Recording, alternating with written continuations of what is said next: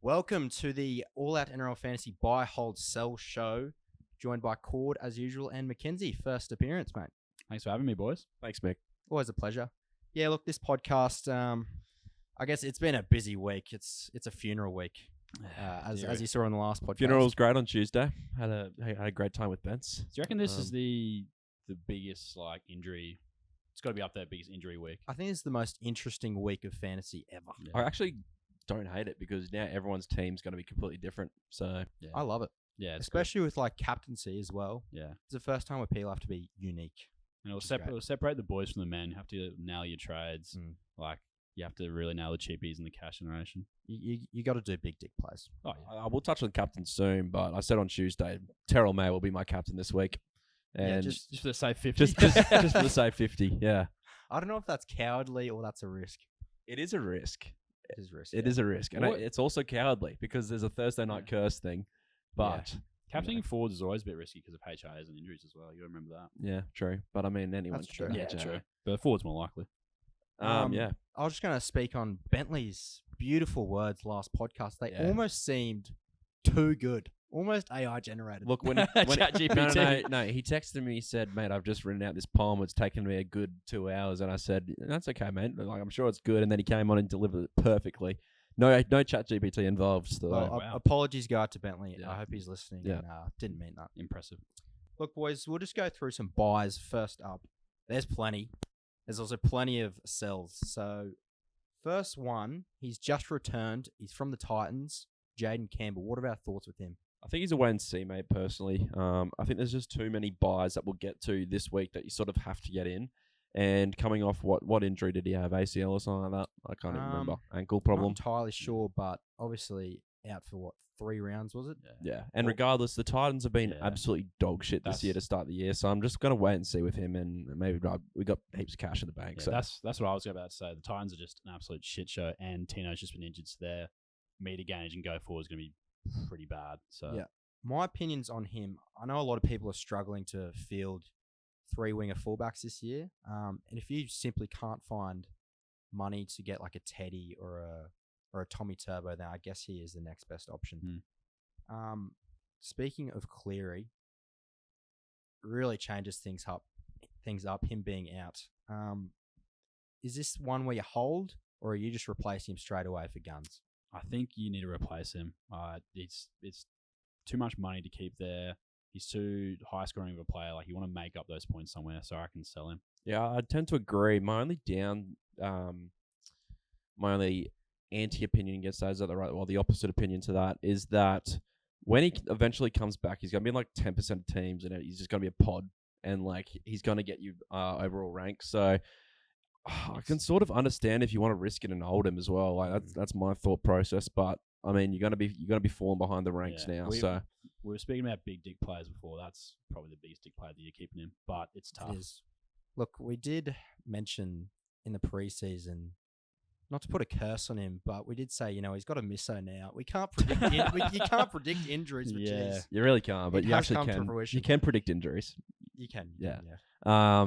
Look, yeah, I agree. If you like the all-out team that's chasing a few ranks now, we're still 300 points behind the pack, so we're not actually that far away. But if you're chasing points like everyone else is, you're probably rightfully selling. But if you're playing over head-to-head, you'd probably be inclined to keep him. That'd be my opinion. So You got to factor that he's got a buy in there as well. So yeah, I can see him coming back straight after that buy. So I doubt it's. it's also against the Tigers though. So like, are they going to play him against the Tigers? I mean, the Tigers had a great win on the weekend. If they can build up some momentum, who knows? Yeah. But Also, worst case scenario is he has a setback or he's actually out the full 4 weeks, 5 weeks, whatever. Yeah. Then, you're regretting not selling him. Now, boys, we'll delve into specifically those halves that we're going to replace Cleary with. Jamal Fogarty, Sean Johnson, for me, D-bags. What are your thoughts on, first of all, Jamal Fogarty? Yeah, I like Fogarty a lot. Just how consistent he is. What's he getting 50s most weeks? Dominates the ball, kick meters. Like, it's pretty likable. But yeah.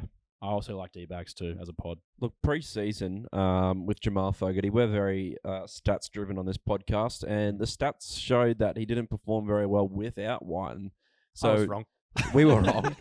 And no, I don't blame us. We blame the stats. Yeah, stats Um, do lie sometimes. But you really can't fault his performance at the moment. He's doing all the kicking, 800 kick meters in his first game in round 1, and then 500 in the second. Then round 3 just gone 747 kick meters. So that's where he's getting a lot of his points. His base rate is unbelievable. Yeah, his base is good, huh? And he's getting try assists and he's kicking goals. Mm. So, look, we probably overlooked him in preseason, and rightfully so, but he's proved us wrong. So he's definitely a buy. With SJ, I sort of also like him. He had an awful game in round 2. I think he got like 20 demerit points or something like that. Yeah, a lot of missed tackles this year. So I think you can avoid that game and like chuck it out the window. He's still a buy. He's going to go down in cash. That's the only problem. So you could wait a couple of weeks. But I like the D-bags option is there as well for you, Mick.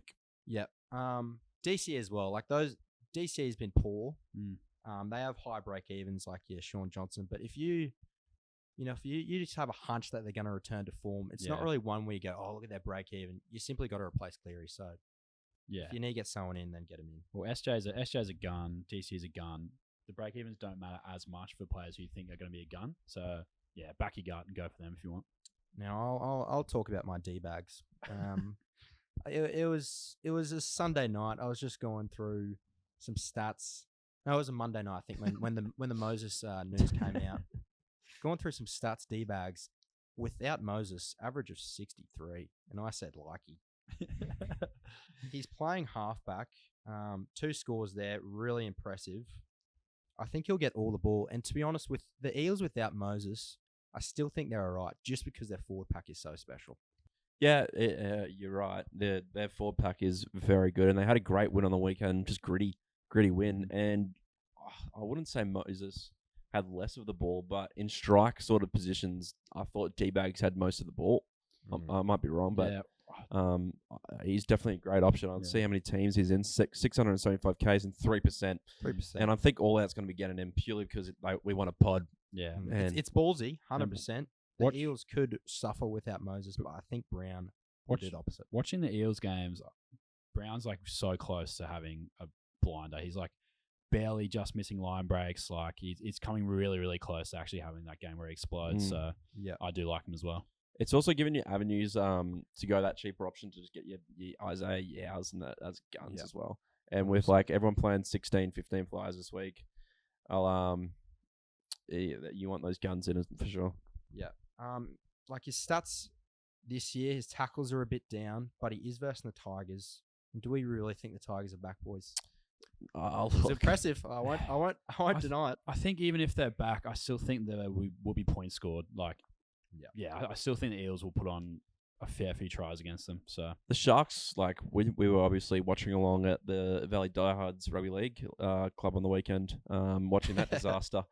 The Sharks played probably the worst 80 minutes, and I've gone through Reds 2016 type football. Gone through some poor 80 minutes. Jakey McIntyre. I've gone through some Eddie Jones minutes with the Wallabies. That topped it. They were awful on the weekend. Yeah, I didn't actually watch that game, but I was in a group chat with the boys, and there was some obscenities being thrown around. So it couldn't kind of been that special. Hang on, one sec, Mick. Just saying, with Hines in fantasy, he played absolutely dog shit and still got 50. Mate, there's got to be ghosties there. Yeah. So I'm like, don't worry, coaches. It's fine. Yeah. You'll the scorers had him as points. captain. Yeah. With the Sharks, usually they don't perform against top 8 teams. So maybe that suggests that the Tigers are back. Or it suggests that they're will to perform against top 8 teams and go all the way. So we'll see. much to contemplate. Yeah, much to think about here. Boys, we know that Haas was out last week. I'm sure some people might have still had him in their team and want to replace with a gun mid. Obviously, if you're selling Cleary as well, you got a few options in my opinion. Yao isn't ideal just because of that Penrith bye next week. Yeah. But I'm looking at Paddy Carrigan. Yeah, Carrigan looks to stud. We were saying off podcast before about Supercoach how bad the forward sort of depth is this year. And we're sort of lacking it at the moment. We got Smithies, May, and Cotter. But Cotter still could be out, and we don't really trust Smithies with his ball playing ability at the moment. So I think Carrigan's a good option at 773k. They don't have a buy till like round 14 or something, right? So 13. I think he's a good option. Shout out to your guy Tohu Harris as well. I think he's a great option. It's just pays to listen on this podcast, ladies and gents. 752k. Correct me if I'm wrong. I believe he started at like 690, 680. Yeah, around there. 4.1% of teams. It's never too late to get on Tohu. You know he's going to get. He's playing 80 minutes. Oh, he always does the job. I did recommend one Ellis Marnie to captain him this week, so That he's is a he's a that good goes option. well. We'll speak about captaincy a bit later. One guy as well, that's a bit of a pod, AFB. I think he might be my little pod to get in this week. 9.2% of teams, which is surprising. It is a bit. It's surprising for Adden. He's got serious upside. He scores a ton of tries. I swear it's every second game he's scoring. Yeah, you're not wrong. He's a good buy, I think. You also you're paying what you're going to get. Like he's 825k. He's going to get 60 points every week. I still just think you may as well go Tohu at 70k cheaper. Yeah. I mean, he got 81, 44, 54. So his average is a bit inflated from the first round, and he's only playing 50 minutes by the looks of it. So definitely more upside for Tohu there for sure. Now, boys, there's a couple of cheapies to watch this week. Maybe buy. You got your Blaze Talagis. Is he somewhat, even your Finiaki, if you still haven't gotten him, are they people that you should be targeting straight away, or maybe you can hold off? For Blaze, you can definitely wait and see how he goes at 6. He looks a good player though. He looks pretty talented. He looks like he's got some pace. Yeah, he looks like he's got real pace. He looks like he's got serious. Well, I pace. said on the podcast on Tuesday to Ben's, the only cheapie that you should be getting in this week, purely because of the amount of like guns that you have to get with Cleary being out and so on, is Galvin. Yeah, if you don't have Galvin, Because Galvin has a negative 17 something break even. He's on, what is he, 333k. He's gained 110k already. He's going to go up another 60k this week. If you don't have him, I'd be dropping everything to get him and that gun. So the other option that we had was to go Chan and Cleary to 2 guns. I've had it with Chan. Yeah, I've had it with Chan as well. I've had it. I'm off him. He big may time. not get picked as well. So if you want to sell him, Yeah, I think it might be the I go. think I saw a rumor that Blue had earned the spot, or that Blue was now favoured. So Yeah. So yeah, if you don't have Galvin, absolutely must have this week, and like even go Cleary to Galvin, because that's what I've been doing. That's what I've We're done. big eye test people on this podcast, I'd say, and he Galvin passes. You know who passed the eye test a couple of years ago? Toby Sexton. He must be blind, man. And Oh, where's yes. he? Seraldo must be blind. No, you know, Galvin reminds me of Jack Whiten. Just like He's pretty cocky as tall. fuck. He Yeah. demands the rock. pretty tall, like has a bit of dog in him, makes tackles, runs the ball. Who? Um, Galvin. Yeah, well, he Ah, just, he right. just reminds me of Jack Whiten. a bit. Ah, Fucking, right, he yeah. came straight in rookie and he was demanding the Yeah, rock. if he turns into if he can turn into a Jack Whiten, that's a real plus. He's a hog, and we love that in fantasy. Oh yeah, for sure. Now, Big hog. obviously, this week there's a few holds. Ideally, you don't want to be holding any red dots. No. But there's Pierre Cora. He's one that's really interesting. Out for a month. Oh, a bit like Chan. I'm over him. Like, Yeah, you know, That's valid. you know, he played center last week. Sure, maybe his points, maybe his points would drop off. Mate, take a run, Yeah. please. Come Look, off the. I it- get it. We're not NRL players. Just come and just take that. Nah, mate. run. He should have known he's in a lot of fantasy teams. Yeah, And he should have been more selfish. Yeah. Yeah. I agree. I've sold Picora this week. Just Yeah. If he's out for a month, and you have, you know, a lot of players that are playing for you already, I think Pierre Cora is fine to sell. Yeah, absolutely. I'd be selling him if I wasn't selling Chan and Cleary. So Obviously, if you've got players like your Burbos, Strangers, everyone has them. These are just holds this week. yeah, Because you simply got to yeah. be you got to make gotta up the be- numbers. Yeah. any green dot is a hold. 100%. Look, my starting side this week is not a true reflection of who I would be starting. There weren't so many mate. injuries. If This you're is not a fielding true a reflection of me. full team, then Yeah. I don't know. You're a Well, there's people can see the future. talking about trading out like Smithies and like guys like it's like, Jesus, how good are your teams Yeah, looking? Like that's a yeah. luxury, surely. Yeah, that is an absolute luxury. You're paying high dollar for that trade. Yeah. One player I do regret getting last week. Hopefully he goes better this week. Is Joey Lussick. Ugh. Yeah, you actually made me buy him as well. So Well, happy. no, Mate. Joey Lussick. And let's preface this for all the viewers, because we did say Joey Lussick was a buy, and I stand by it. Like the game on the weekend was free fronting rugby. yeah, It was great for the viewer, Mm. terrible for the fantasy terrible aspect. for the base. For Yeah. a 8-minute hooker. Yeah, like he only made 29 tackles. He's been in the middle of everything. He only missed 2, so you can't really blame the demerits there. It was just a flow, Yeah. I'm expecting free running game. I'm expecting a better score this week. Mate, it's because Manly are like, fucking hell, they've got Morgan Harper on the wing. Let's Yeah, just spread it every play. Let's switch the ball every fucking play. One thing that's disappointing about that is Appy was just attainable within a reasonable price range with Lussick. That's annoying. I'll go through a couple more holds. Hosking, hold. Yeah, just anyone with a green dot really is a hold. Anyone who's playing, you got to keep them, boys. Well, you can't do anything else. You just got to hold them. And if most of the injuries, to be honest, they're also sells. One to watch though, boys, this is especially for late mail. Reuben Cotter, Cam Murray. If you're owning them, just make sure. And also Bryce Cartwright. What's the go there? Not sure that how many people have him, but if you do, mate, this pretty podcast sure he could go cracked his for ribs. this podcast could go for 40 minutes. there's just keep an eye on the late mail. Keep your phone on. Well, there's going to be some changes with for sure. my current situation in my personal team. I am currently playing 15 people, and if Murray and Cotter are out, I will then have 13. I think I'm the same. So we're in some strife. I've got 14. It's not looking good, bruv. That's what Ben said on the weekend. You just got to go.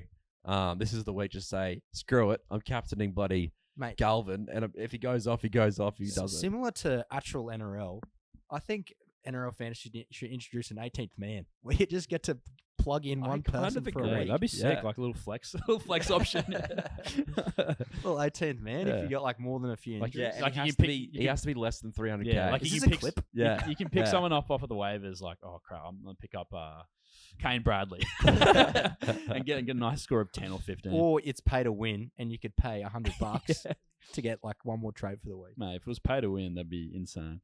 Right, I guess this is probably the most important segment of the podcast: captaincy options. Yeah. We talked about it before. If I was a Carrigan owner, I think he'd be almost the safest this week. Look, there's some smart plays and there's some risky plays and there's some stupidity plays. My one of going May is a risky play. I wouldn't call it stupid because we know what he can do. But I'm just in that logic where just like I don't care this week and I'm just going May. Yeah. I'll just watch him on Thursday night. Yeah. Having my pub feed for the PJWT and I'm watching him eat. Yeah. For those Tedesco owners, I know he's versus Penrith, as you said, Thursday, but he looks back. And Penrith are missing Cleary. I said it in the Cleary? preseason pod. Teddy, great end of last year. The Roosters will be back, and he's reaping. Yeah, if Teddy gets you a 50, you're happy. But it could be more than that. It could be 70, 80. Yeah. So I like him a lot. That's one of my great regrets, passing on Teddy. But, we live and you learn. So. Brad Schneider's a plug-in player, but I don't think Penrith will be that special. I don't think they're going to win against Roosters. Well, I was saying on Tuesday, Brad Schneider was a part of that championship #1 all-out team. Yeah. He's actually a good player, Full credit. Yeah, he's a good I think he could be like a little... He's built like He Burton. looks like a Burton type, yeah. He could be a Flanagan type operator, and he goes to the Dolphins in a couple of years and get the Dolphin spot. He could be like a Cogger where he just excellent this season. He just keeps going around the circuit. Yeah. What do we think about Latrell Mitchell, captain, boys? Do we think he bounces back? I think he could bounce back, man, honestly. The Rabbits sort of have to. They had options. If the Rabbits go 0-4 with their team, seriously. That is just Deanie Hawkins has come into an absolute train. Yeah, sorry, bro. Maybe Ilias wasn't the problem. His career is getting ruined right now because of bloody the South's inability to win. And he's getting scapegoated for it. So, all right, boys, we need to actually talk about our captains here. For me personally, I'm torn between D-Bags, my buy, and Cam McInnes, who I think with the ton of Sharks middle forward injuries could play 60 to 70. Yeah, you can't go wrong with D-Bags this week, or you can go wrong with D-Bags. Sorry, McInnes. I don't think you can go wrong with McInnes. Rudolph, Finucane, Hunt, I think, is also out. So it's the same logic as your Terrell May. Yeah, if he plays 60, he'll get 60. Give me a 50 or 60, yeah. I guess the most obvious captain I think this week will still be Nico. Yeah, if you have him. Yeah. Who are they playing? Well, if he's going to 50, Canberra. if he's going to 50, Canberra. if he's somehow getting 50, it just seems like a no-brainer, really. The captain will really make or break this week. If our captain scores well, then shit, we're going to go up the rankings fast. Even though we have only 16, but if our captain gets a 30, oh god, we got it on SJ at the moment. I don't know who did that trade, but the more I think about it, the more I like Teddy captain. For my personal team, I think I'm going to go Teddy. look, we could name like 20 options. You could name Kalen Ponga as a captain. Yep. Cam Murray, I guess. Isaiah Yao will be safe as well. I guess this is the most chaotic week, and I think this is the most invested I've been in fantasy in a long time. Yeah, I'm really interested to see what happens this week. Could be anything. I just if we're wrapping up the podcast here, boys, I just want to bring back one of the great segments, which was the multi of the week, and I'm going to kick it off in round 4 this week. So we'll get someone new next week to get the multi of the week. But this week's multi of the week is South Sydney to bounce back at $1.50, Manly to win at $1.33 against the Stinky Drags, Parramatta to get up on Monday against the Tigers at $1.50. That's got to be value, surely. Yeah. Sydney Roosters to win $1.60 on Thursday night. Latrell to score in a bounce back, $2.45 value, and the Finns to beat the Stinky Titans at $1.73. Wrap that up with a bet boost at $19.83, and I'll see you with the green ticks next week on Tuesday. Gamble responsibly. And I'll see you tomorrow.